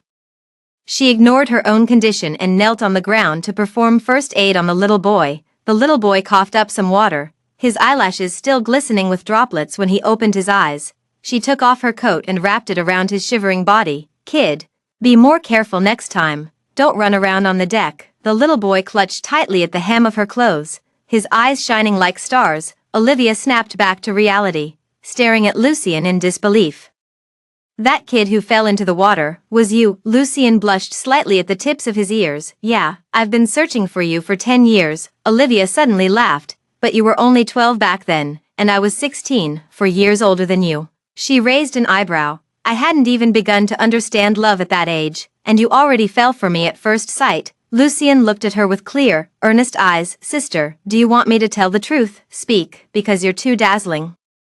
His voice was soft, like the sun, impossible to look away from. Olivia was stunned. Since childhood, countless people have praised her beauty, but Lucien saying it felt entirely different. Perhaps it was because his eyes were so clear, without a trace of impurity, as if he were offering his whole heart to her. "Sister," Lucien suddenly took a step forward. "I truly like you. I didn't mean to deceive you. If you want to leave, the 50 billion is still yours, and I can let you go. But if you're willing to give me a chance," his voice trembled slightly, "let me give you a home. I'll treat you well for the rest of my life." The word home struck Olivia right in the heart. Suddenly, countless memories flooded her mind. She remembered how Olivia's dad had married her off for profit to bring good fortune, remembering Killian's study filled with those Rebecca photos, remembering those 3 days spent in detention. Remembering the feeling of utter despair when burning down the villa. Where else could she go? The king's household was no longer her home, and Killian, she looked at the man before her, for years her junior. Lucien's gaze was too pure, so pure it ached her heart. Suddenly, she thought, perhaps, she could give it a try, at least here, someone genuinely loves her. Olivia reached out her hand. Lucien darkened his gaze, thinking she was about to leave, looking as dejected as an abandoned puppy. "Sister, I'll have someone take you back right away." Olivia smiled instead. "Back where?" She took his hand in hers and said, "This is my home, remember, as you said, to be good to me for a lifetime." Lucien's eyes instantly lit up, overjoyed. "The Maxwell family never lies. Everyone in our family is a wife-spoiling fanatic. If I lie to you even a little, you can." "What do you mean?" "You can kick me into the sea, just like when we first met." Olivia burst into laughter. In the following days, Lucien practically Olivia spoiled her rotten. She casually mentioned craving pastries from the west side of town, and within half an hour, the head chef from that shop arrived at her doorstep with a full set of tools to prepare them fresh. When she frowned slightly while turning in her nap, Lucien immediately had the entire villa's carpets replaced with softer materials. She rubbed her eyes while reading, and the next day, the Maxwell family invited a world-renowned ophthalmologist to give her a comprehensive examination. Most importantly, the Maxwell family treated her with great kindness. Grandma Maxwell would hold her hand and tell her Lucien's embarrassing childhood stories. Mrs. Maxwell would personally cook soup for her, and even the usually stern Mr. Maxwell would soften his expression when he saw her. This feeling of being cherished by the whole family Olivia hadn't experienced in many years. She suddenly felt that her current life was like a dream, until, "Young madam, Mr. Killian is here," the servant hurriedly reported. "He asked to see you." Olivia's fingers trembled, and the magazine in her hand fell to the ground with a thud. Her heart stirred with a ripple of emotion, but it quickly calmed. She looked up and met Lucien's nervous gaze. He put down the pomegranate in his hand, his voice tense. "Sister, do you want to see him?" Olivia looked at his tense profile and suddenly smiled. "No." She reached out and poked his cheek. "Keep peeling your pomegranate." Lucien, his eyes lit up, instantly reverting to that loyal puppy demeanor. Lowering his head to carefully peel pomegranate seeds one by one before feeding them to her lips, Olivia suddenly felt as if she had adopted a large breed dog. Olivia on her birthday, Lucien hosted a grand banquet. The entire Maxwell family manor was transformed into a starry sea, with countless crystal chandeliers cascading from the ceiling as if the Milky Way had been brought indoors. The gifts piled up like a mountain, limited edition sports cars, deeds to private islands, even an out-of-print antique piano was airlifted in. When Lucien took her hand and led her onto the stage, announcing the transfer of 50% of his shares to her. The entire room erupted in shock. Mr. Lucien has gone mad. How many billions is this worth? No wonder the fortune-turning worked. This level of spoiling knows no bounds. Olivia tugged at Lucien's sleeve. What are you doing? Can't you calculate how much 50% is worth? Lucien looked down at her, eyes sparkling. Sis, even though I'm younger than you, I can still do the math. If it weren't for fear of burdening you, I'd give 100%. Olivia sighed helplessly. You. Suddenly, someone in the audience started teasing. Kiss her, give her a kiss. Soon, the entire crowd joined in, clapping and chanting along. Lucien had flushed ears and cautiously looked at Olivia, just as he lowered his head to kiss her. Bang! The banquet hall doors were suddenly kicked open. Everyone froze. Killian stood at the doorway, impeccably dressed in a suit, yet his gaze was terrifyingly dark. His eyes were fixed like daggers on Olivia and Lucien's intertwined fingers. The room fell silent. The Maxwell family of City N and the Lars family of City B have always avoided crossing paths like rival kings. This seems to be Mr. Killian. Why is he here? The whispers of the guests spread through the banquet hall. All eyes were fixed on the slender figure at the entrance. Killian stood there, impeccably dressed in a suit, yet his gaze was terrifyingly dark. His eyes were fixed like nails on Olivia and Lucien's intertwined fingers, as if he wanted to burn a hole through that hand. Why is Mr. Killian staring so intently at Miss Olivia? Is he planning to snatch her away? Lucien almost immediately shielded Olivia in his embrace, his arm forming an invisible wall in front of her. Olivia, however, remained unexpectedly calm. She looked at Killian and suddenly smiled. Mr. Killian, what brings you here? Are you here to deliver a wedding gift? These words were like a knife, stabbing straight into Killian's chest, his jaw tightened, veins bulging. His voice hoarse beyond recognition. Olivia, come back with me. Olivia smiled even wider. Go back for what? To continue watching how you love Rebecca. I don't like Rebecca, Killian almost growled, his voice exploding through the banquet hall, causing an uproar among the crowd. I like you, the guests gasped, and the murmurs instantly erupted into a frenzy. So he really came to crash the wedding. Wasn't it said that Mr. Killian was indifferent to desires and kept away from women? Yet the moment he falls, it's for the same Miss Olivia that the heir of the Maxwell family has taken a liking to. This showdown is way too intense. Killian took a deep breath, suppressing his out-of-control emotions, and said in a low voice, let's talk somewhere else. Lucien sneered. Mr. Killian, you're not welcome here. Olivia gently pressed his hand. It's fine, I'll make it clear to him. Lucien frowned, clearly uneasy, but eventually nodded. I'll go with you. Olivia shook her head. I'll go alone. Inside the black Maybach, Olivia sat in the passenger seat, calmly gazing out the window. Killian sat in the driver's seat, his tie askew and shirt collar slightly open, his eyes bloodshot, clearly having rushed here at high speed. He had never been in such a miserable state before. I was the one who copied the surveillance footage, but not to threaten you, he said hoarsely. I just wanted to keep it for myself to watch. As for the detention center, I had people arrange things. My intention was to prevent you from getting hurt, but I never expected Rebecca to bribe people in my name to bully you. I didn't let you into my study because I was afraid you'd discover I'd hidden your things there. As for Rebecca's photo, she bribed a servant to plant it there. Rebecca and Rita are now married to 70-year-old men, with no hope of ever escaping, and your father's company has also declared bankruptcy, he explained word by word. As if trying to lay bare all misunderstandings for her to see, Olivia listened, then merely asked indifferently, and then, Killian froze, and then, his voice trembled slightly, come back with me, Olivia, the one I've always loved is you. Olivia smiled. The smile was faint, yet it felt like a blunt knife slowly cutting into Killian's heart. Killian, you're not unaware of my situation, she said softly, yet you can still favor Rebecca time and again, even if you don't like her. The fact that you've hurt my heart is real. During that time, I gradually let go of my feelings for you. Now, I can't pick them back up either. Killian's fingers suddenly clenched the steering wheel, his knuckles turning white, his voice trembled. Olivia, I'm not a god, I was indeed wrong. But can't you allow me to make even a single mistake? The price of a mistake is to lose you forever. Olivia looked at him, her gaze calm to the point of cruelty. Yes, I don't hate you.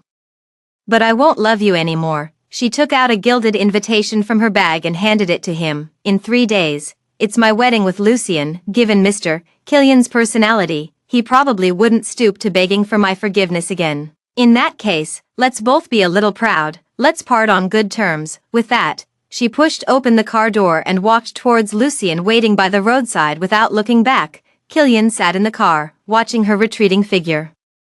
When suddenly he remembered the first time he saw her, she wore a red dress, willful and radiant, like a flame that abruptly burned into his black and white world, and now, that flame had been completely extinguished, the day before the wedding. At the Maxwell family's private estate, Olivia sat before the vanity in the bridal suite, her fingertips lightly tracing the scattered diamonds on her wedding gown. The sunlight outside the window was just right.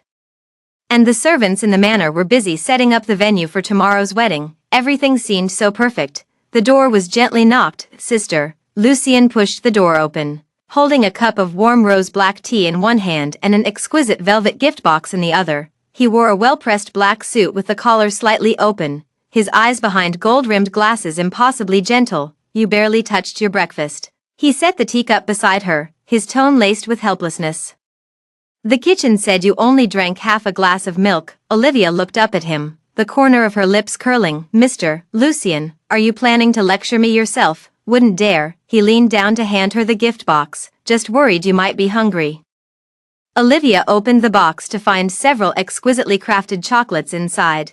I heard you used to love chocolates from this shop, Lucien said softly. I had them flown in from Switzerland. Olivia paused in surprise, never expecting him to investigate such trivial matters. Just as she was about to speak, the manor's alarm system suddenly blared sharply. What's going on? Lucien frowned and immediately pressed his earpiece. Security, report status. A frantic voice came through the earpiece. Mr. Lucien, the system's been hacked. All surveillance and access controls are down. Lucien's expression changed abruptly. He turned to Olivia and said, stay here, don't move. He strode out of the room. Olivia heard him bark orders in the hallway. Seal all exits. However, before she could react, the suite door had already been silently pushed open. A slender figure stood at the door, the black trench coat still carrying the chill of the night wind. Killian. Olivia abruptly stood up, her wedding dress skirt brushing past the dressing table and knocking over a bottle of perfume. The sound of shattering glass was particularly jarring in the silent room. Killian, she couldn't believe her eyes. How did you get in? Killian didn't answer, just stared at her, his eyes burning with terrifying dark flames. Come with me, he said hoarsely. Olivia took a step back. Are you insane? The wedding is tomorrow. So what? He sneered. Are you really going to marry him? None of your business. He stepped closer. Everything about you is my business. Olivia felt her heartbeat quicken as she instinctively glanced toward the door, only to find the hallway completely empty. Lucien, where was he? Where was security? Killian seemed to read her thoughts and said indifferently, don't look, he won't be coming over for now. What did you do to him? Relax. I didn't touch him, Killian replied coldly, just had someone delay him. Olivia clenched her skirt tightly. What exactly do you want? Killian stared at her and suddenly asked, do you really love him? Olivia was taken aback. Not yet, she finally replied, but I'll try. Killian seemed stung by the word, his jaw tightening. Olivia, since when have you needed to try to love someone? Because it's worth it. She met his gaze directly. And even if I didn't love him, it doesn't mean I'd come back to you. Killian felt his breath hitch, his eyes turning bloodshot. The next second, he stepped forward abruptly, gripping her wrist tightly. Let go. Olivia struggled, but he easily overpowered her. Save your strength, he murmured, pulling off his tie with his other hand to bind her wrists. You'll have plenty of time to make a scene later. With that, he scooped her up in his arms and strode toward the floor-to-ceiling windows of the suite. Outside, a helicopter hovered midair, its rotor blades roaring deafeningly. Olivia's pupils constricted sharply. Killian, this is kidnapping. So what if I am? He sneered, lifting her onto the windowsill. I should have done this the moment I first laid eyes on you. The night wind howled. Olivia's wedding dress flapped violently in the gusts, struggling to turn her head. She tried to catch one last glimpse of the manor, but all she saw was Lucien's figure being intercepted by several black-clad men in the distance. He seemed to be calling her name, but the wind was too loud, she couldn't hear a thing. Private island. Early morning, the helicopter landed on the central helipad of the island. The roar of the rotor blades gradually faded, leaving only the sound of waves crashing against the rocks. Olivia was carried off the plane by Killian. The moment her feet touched the ground, she abruptly pushed him away. Illegal confinement, she sneered, the hem of her wedding dress fluttering fiercely in the sea breeze. Mr. Killian, when did you start stooping to such despicable acts? Killian wasn't angered. Instead, he chuckled lightly. So what if I am? He raised his hand to brush her cheek, his fingertips cold, yet his gaze scorchingly intense. Olivia, you're mine. Don't even think about marrying anyone else in this lifetime. Inside the main villa, Killian showed her around the entire island. Everything here is yours. He pushed open the floor-to-ceiling windows, and the sea breeze rushed in, carrying a salty dampness. The garden, the pool, the library, even that ocean. Olivia remained unmoved. I want to go back, Olivia, forget the past unhappiness. Killian embraced her from behind, resting his chin on the top of her head, his voice hoarse. Let's start over, pretend like nothing ever happened. Olivia broke free from his embrace, turned around, and sneered. Killian, when did you learn to deceive yourself? Killian stiffened for a moment before speaking. Olivia, I will make you go back to how you were before, in the days that followed.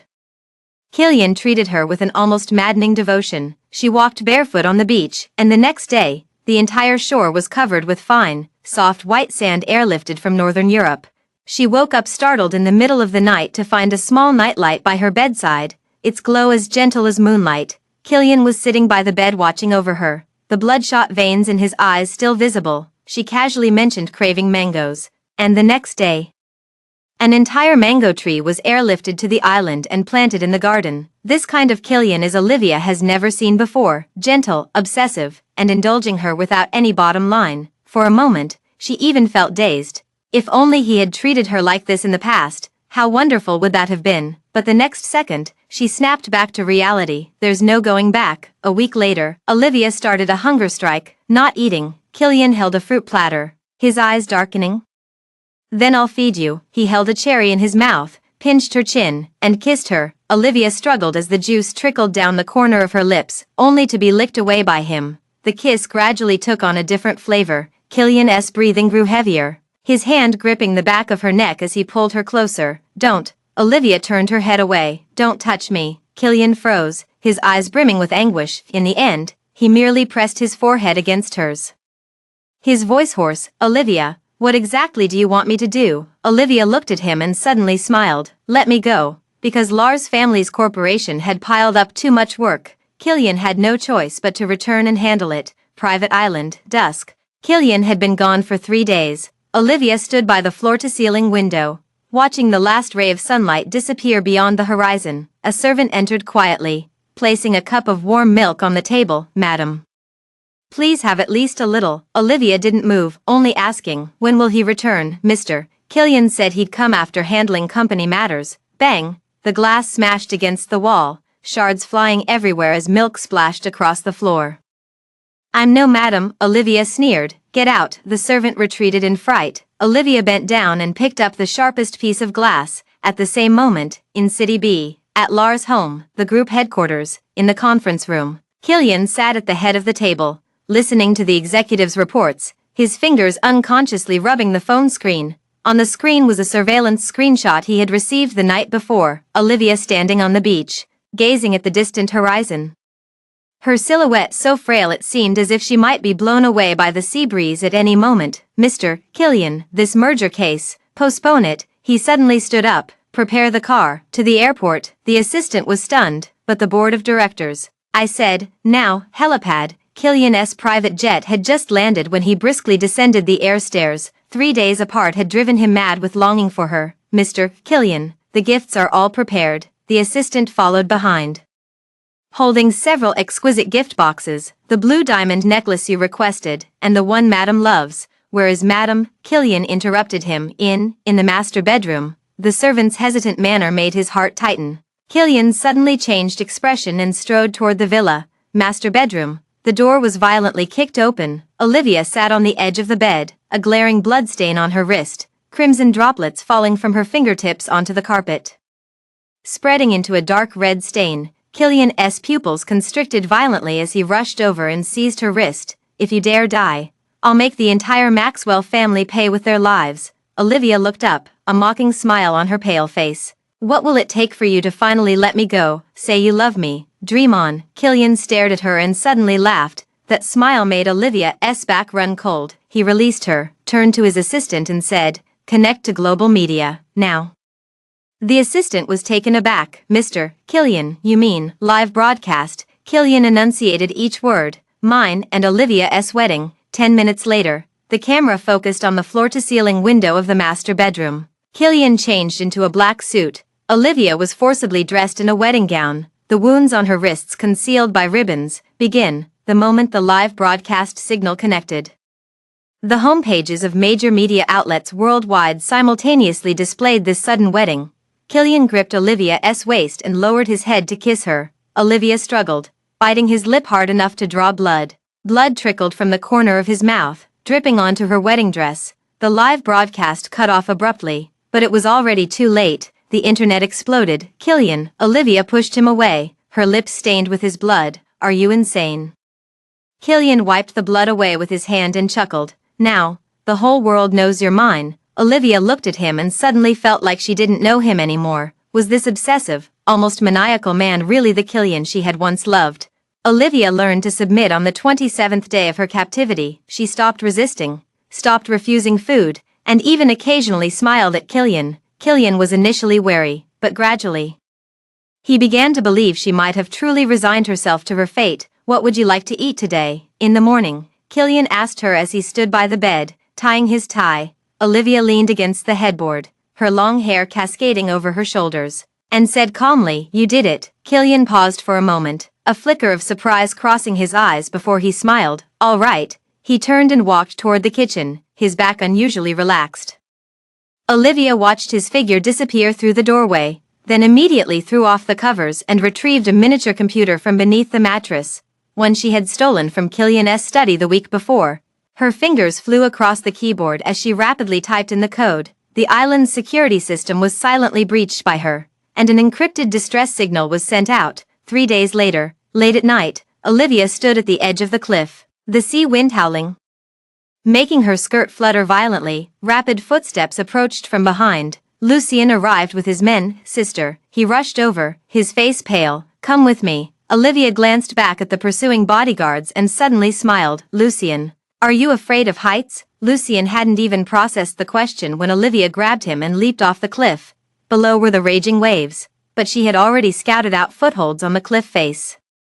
The bodyguards dared not act rashly and could only watch helplessly as they disappeared into the darkness. The waves crashed against the rocks. Olivia and Lucien climbed ashore, drenched and struggling. "Hurry!" Lucien pulled her toward the speedboat. At that moment, a blinding light shone upon them. Killian stood on the shore, flanked by dozens of bodyguards. "Had enough running." His voice was icy cold. Olivia shielded Lucien behind her. "Killian, let him go." Killian stared at her, then suddenly smiled. "Fine, but you'll have to stay." Olivia was about to speak when a loud noise suddenly came from above the cliff. A massive boulder loosened and came crashing down toward her and Lucien. "Look out!" Killian rushed over and pushed them aside. A massive rock struck his leg, instantly staining the seawater red with blood. Olivia was knocked to the ground by the tremendous impact, the back of her head hitting the reef with a heavy thud. Her vision darkened, but she forced her eyes open to see Killian lying pale in a pool of blood, yet still staring intently in her direction. "Olivia, are you all right?" Olivia opened her mouth, her vision went black, and she fainted. Before losing consciousness, she heard herself say, "Killian, let me go." Killian woke up to the numbness in his legs being the first thing he felt. The doctor stood by the bed, speaking in a hushed voice. "Mr. Killian, your spinal nerves are damaged. The motor function of your lower limbs may." He didn't finish speaking, but the meaning was already clear. The assistant's eyes reddened. "I'll go tell Miss Olivia, if she knew you saved her." "Shut up," Killian coldly interrupted. "No one is allowed to speak of it." He turned to look out the window, the sunlight stinging his eyes. He recalled the last scene before losing consciousness. Olivia lay collapsed not far away, her face pale, yet she still managed to say to him with effort, "Killian, let me go." At that moment, he suddenly understood what it meant to be in unbearable pain. Some mistakes, it turns out, once made, truly mean losing the one you love forever. 1 month later, Killian sat in his wheelchair, watching the news on TV. The group's CEO Lucien and the King family's heiress are getting married today. On the screen, Olivia wore a wedding dress, her smile radiant. She had once smiled at him like that too. Before he repeatedly showed favoritism towards Rebecca, before he drove her to such despair that she burned down the villa, Killian turned off the TV, silently wheeled his chair, and went to the study. On the desk lay a document, just delivered by his assistant. He opened it, and inside was Olivia's life trajectory over the past month. She and Lucien went to Venice, kissing beneath the Bridge of Sighs. She accompanied Lucien to a business dinner. Holding his arm with a gentle smile, she even began learning to cook. Because Lucien had a sensitive stomach, Killian looked at these photos and suddenly smiled. He had once possessed all her affection, only to shatter it with his own hands, and now, she has given all that tenderness to someone else. He went alone to that burned-down villa, in the ruins. He lit a cigarette and stared blankly at the charred walls. Suddenly, his phone rang. "Hello, this is the Cartier Customization Center," the voice on the other end asked politely.